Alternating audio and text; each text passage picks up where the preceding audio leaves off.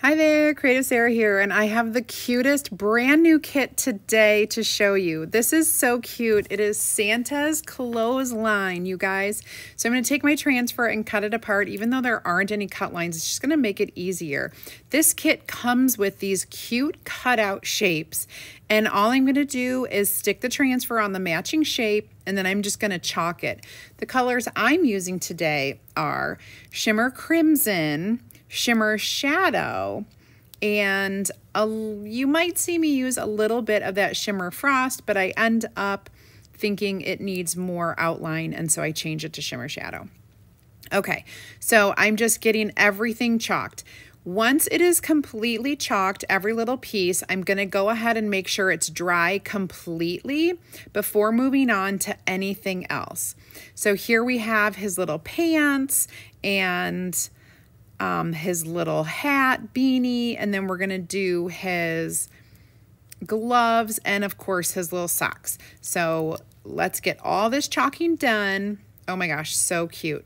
Hey, if you love this and you want to get this kit too, go ahead and comment the word Santa, S-A-N-T-A, and I will send you a message with the link for all of the supplies. And guess what, you guys?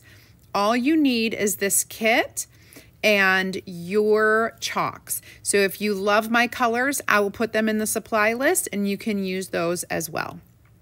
Oh my gosh, you guys, this is coming together so cute. Okay, once this is all chalked and dried, what I'm doing here is I took a little nominee and I'm just painting in that little belt buckle to be gold. All right, you guys, this is the cool thing. What I did is I took a little color tray and I added some water.